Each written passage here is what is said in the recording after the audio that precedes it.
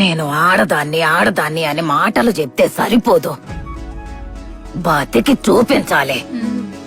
ఒక ఆడది ఎట్టా బతికి బట్ట కట్టాలో నేర్చుకోవాల్సిన రహస్యం.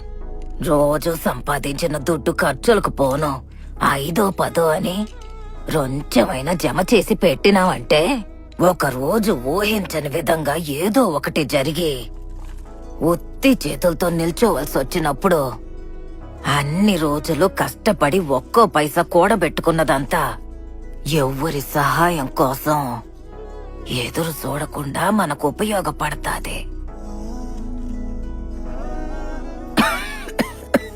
ఒక మనిషి సంతోషంగా ఉండడానికి దుడ్డు కావాలో లేదో నాకు తెలీదు, కానీ మర్యాదగా ఉండడానికి దుడ్డు కావాల్సిందే. జీవితంలో బతకడానికి ఎవరైనా దుడ్డు అవసరం లేదు అని చెప్పినారంటే వాళ్ళకి దుడ్డు సమస్య లేకుండా బతుకుతున్నారు కాబట్టి అట్టా చెప్తున్నారని అర్థం. అట్టంటోళ్ళ మాటలిని మీరు కూడా అట్టాగే బతికినారంటే ఎట్టాగే అమ్మ నగలు దాచిపెట్టినాదా, అయ్యా అమ్మ సొత్తు ఇవ్వకపోతారా అని పక్క వాళ్ళని అడుక్కుంటూ తిరగాల్సి వస్తది. చేసే పనిలో ముందు ఆడదానికి ఎప్పుడైనా స్వతంత్రం కావాలి. అట్టా అది మట్టుకు ఉండాదంటే మిగతా స్వేచ్ఛ ఆళ్ళు ఇళ్ళు ఏందే మీకిచ్చేదే.